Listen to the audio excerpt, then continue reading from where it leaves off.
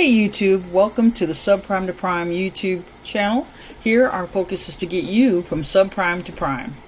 And that all starts with knowing where we want to go on our financial journey. This channel is for information and educational purposes only and is not intended to be financial or legal advice. Okay, let's get into it. So in this video, we're going to discuss what prime versus subprime is with regards to credit. Okay? And for prime credit, it refers to an individual with high creditworthiness.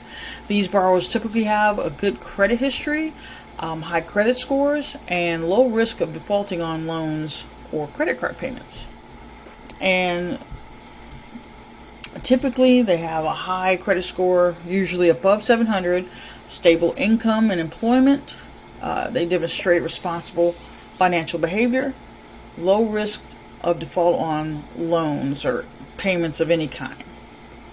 Now, subprime credit refers to borrowers with lower creditworthiness, typically borrowers that may have history of financial challenges, making them a higher risk for lenders. And some of the characteristics are lower credit score, typically below 620, limited or inconsistent income or employment history, previous instances of late payments, delinquencies, or defaults, sometimes bankruptcies, and there's definitely a higher risk of default on loans. Now, how this impacts your borrowing, typically for prime borrowers, usually they qualify for lower interest rates, while subprime borrowers may face higher interest rates, and to compensate, compensate for the increased risk that the lenders have to take in actually financing them.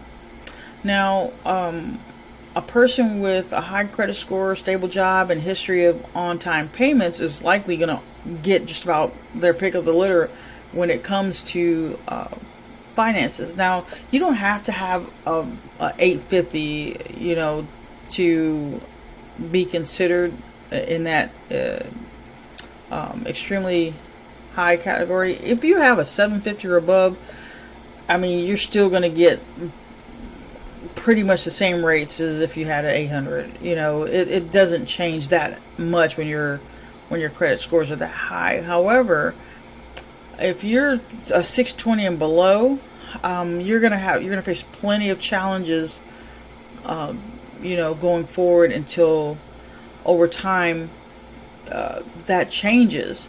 And we typically see the changes start to begin and really ramp up once you get from that 620 to that 660 spot. That totally changes for you, and you'll see not the greatest rates, but you'll see a much improved interest rate when you try to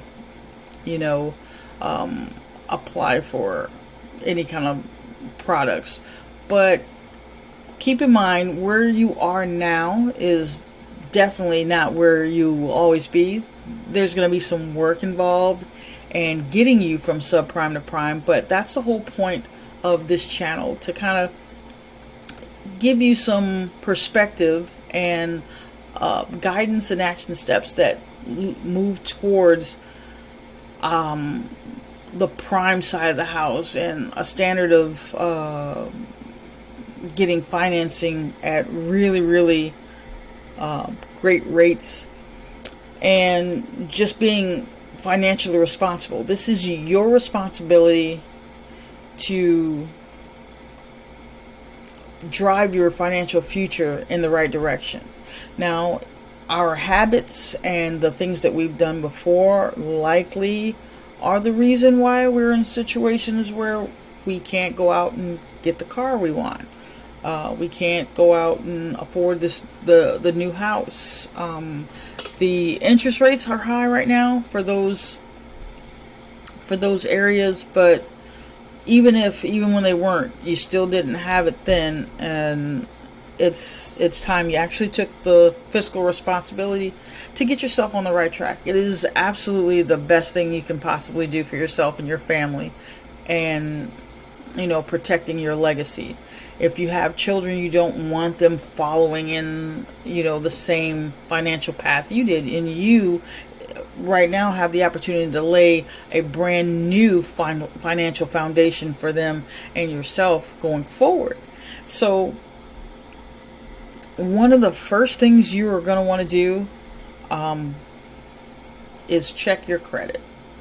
If you're not familiar with credit, or you have left it on the wayside, or it's so bad for you right now you don't even want to see it, you don't want to know, well, this is our starting point. This is ground zero. With financial literacy, you have a myriad of people who, there are millionaires out there who get taken advantage of, or find themselves broke again if they don't know how to financially manage their world. And if they are not educated or literate on finances, they too can fall victim to predatory situations and opportunities. And it's not just people who are impoverished. It's not just the working class folks. It's not just entrepreneurs and business owners that are at the beginnings of their journey.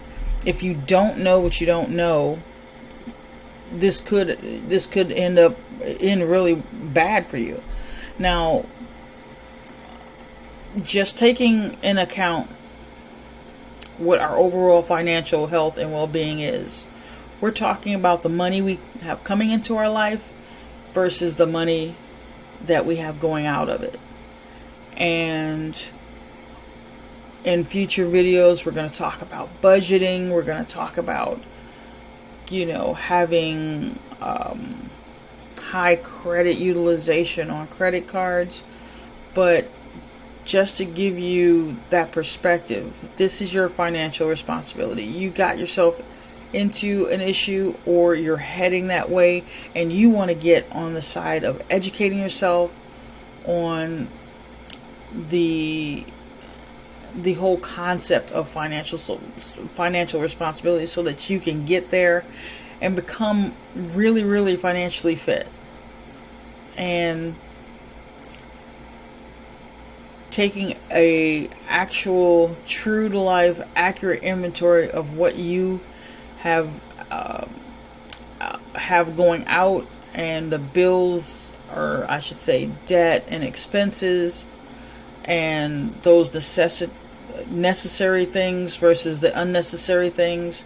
We're going to cover all of that in subsequent videos, but now I just want you to realize that because you may be in a subprime situation, it will not always be like that. And I'm going to try and be the best guide that I can to guide you through your financial journey onto a better situation. So if you find this information helpful, please like and subscribe, and hop on our Skool platform, Subprime to Prime, where we go a little bit in depth on the how-tos and the what-tos, and helping you on your way to your financial goals. Thanks so much for listening. Take care.